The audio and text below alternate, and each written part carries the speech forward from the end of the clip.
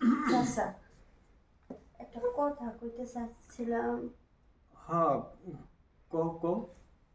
কইতেছিলাম যে আপনি তো ভাসতে অনেকদিন ধরে বিদেশ গেল। আমি তো একলা একলা কেমনে থাকি বুঝতেই পারতেছেন। এখন যদি বাইরে কিছু করি একটা বদনাম হয়ে যাব না? তাই আপনি যদি, হ্যাঁ বৌমা, তুমি ঠিকই কইছো। আপনারও বউ নাই, দেখো আমারও আমার তো, জামাই বিদেশ। হ্যাঁ হ্যাঁ, আমার তো বউ মারা গেছে 10 বছর হয়ে গেল। আমি বুঝি।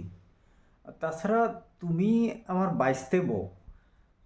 আমার তোমার সাথে তো এসব কথা বলতে তো আমার শরম করে। চাচা, শরমের কি আছে?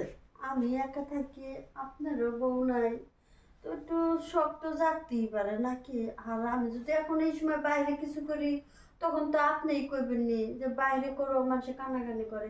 তা তার সাথে বরং আমি যদি করি, তা তার মানুষে কিছু জানলো না। না, তাছাড়া বৌমা আমার কাছে খুব, আমি কেমনে, আমি বুঝতেছি চাচা, না। আপনি আর যদি এরকম করেন, তাহলে আপনি কি চান আমি বাইরে যাই? না না, আমি ঠিক তা বলতেছি না, কিন্তু মানুষে শুনলে আমার ইজ্জত মান সম্মান সবই যাইবে। মানুষে কেন শুনতে যাইবো? এটা তো আপনি আর আমি ছাড়া আর কেউ জানতেছে না। আর মানুষে দেখবেই কি করে? তারপরও যদি এটা প্রকাশ হয়ে যায়। আজব তো। আপনি আর আমি ছাড়া প্রকাশটা করবি কে? জায়গায় এই বাড়িতে আপনি আর আমি ছাড়া আর কেউ আছে? তুমি হলে আমার বাইস্তা বউ, তোমার সাথে এসবে আ- আমার নিজেরে খুব অপরাধী মনে হইতেছে। কি যে কোন চাচা, এখানে অপরাধের কি আছে? তাহলে ঠিক আছে, নিজেকে যখন এতই অপরাধী ভাবতেছেন, তাহলে থাকেন। আমি তাহলে আপনার ভাস্তার আর সংসার করবো না, আমিও যাবো গা আরেক জায়গায়। না না, এইসব বলো না, এসব বলো না বৌমা। ঠিক আছে, তুমি যখন এত করে বলতেছো, আচ্ছা এই না তো আর কেউ নাই, তুমি আর আমি ছাড়া আর কেউ জানবো না। তুমি আবার যেন আবার কাউরে কিছু বইলা আবার আমার ছোট করো না। আপনার কি মাথায় কোনো বুদ্ধি নাই যে এই কথা আমি আবার এই বাইরে গিয়ে মানুষের কাছে কইতে যাবো? আমার কি মান সম্মান নাই নাকি?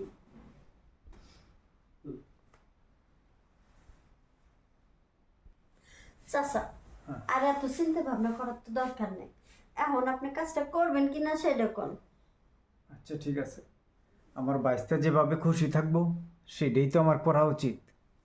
ঠিক আছে, তাহলে আর দেরি করার দরকার নাই। কেউ যদি আবার আসে পড়ে তো সমস্যা, তাহলে কাজটা করেই ফেলো। আচ্ছা আচ্ছা।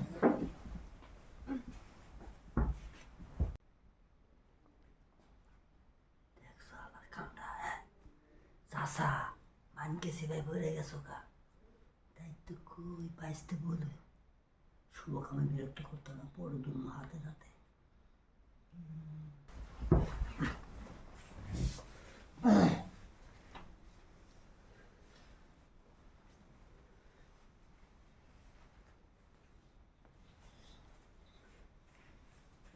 চাচা, যা আবার হয়ে গেছে, এই কথা কারো কাছে করেন না।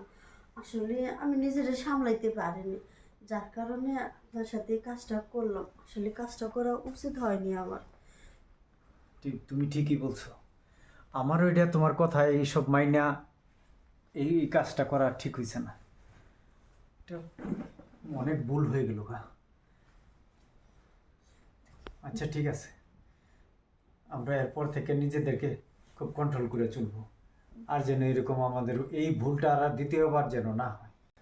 চাচা, দেখছেন, যৌবনের যে একটা ক্ষুধা, এই ক্ষুধা সামলাইতে না পেরে আপনি বাবার মতো আপনার সাথে কাজটা করলাম। এখন নিজেকে অনেক ছোট মনে হচ্ছে।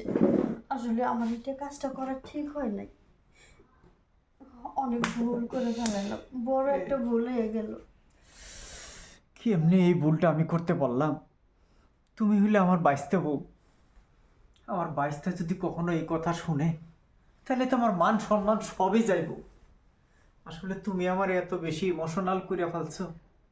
দেখো, চুলদারি সব পাইকে গেছে, তারপরও আমি নিজেরে নিজে কন্ট্রোল করতে পারি নাই। তোমার ইমোশনে আমি নিজেও ইমোশন হয়ে গেছি। আমারই ভুল হয়ে গেছে। তুমি ইমোশনাল হয়ে গেলে না, তোমার দেহে দেখে আমিও ইমোশনাল হয়ে গেলাম। এটা আসলে খুব ভুল হয়ে গেছে বৌমা। বলছে স্যার ঠিক কথাই কইছেন, আমরা এরকম ভুল আর কোনোদিন না না না কোনো দিন করবো না।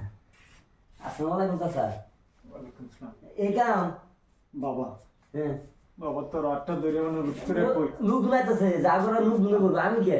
আমার কথা শুন বাবা, হ্যাঁ আমি আসলে ইমোশনালি বিরাট বড় একটা ভুল করে ফেলছি বাবা। তোর হাতে ধরে, তোর পায়ে ধরে, তুই আমার ইজ্জতটা মানিস না ভাই। শুনেন আমি কথা বলি। এই এলাকায় আমার একটা ইজ্জত আছে, আর আমার বাইসটা যদি শুনে কো আমার চাচা, ইজ্জত আর থাকতো। একটা কথা বলি, আমি কি বলবো আপনার এখন, আমি ভাবতেও পারতাছি না যে মানুষের বিবেক মানুষের বিশ্বাস যে এইভাবে ধ্বংস হয়ে যায়। আর আসল কথা কি জানেন, সবচেয়ে বড় হইছে মানুষের বিবেক, সবচেয়ে পৃথিবীতে বড় আদালত।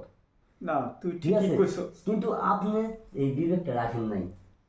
তুই ঠিক ঠিকই আছে? কইছস। দেখেন আপনার বাইসতে যদি শুনতে পারে এই কাহিনীটা, তা আপনি কি গলায় দড়ি দেওয়ার কোনো পথ আছে?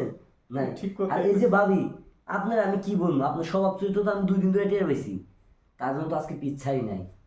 ঠিক আছে? আর কি এরকম আপনার, হ্যাঁ রূপ জৈবন কতদিন থাকবো আপনার?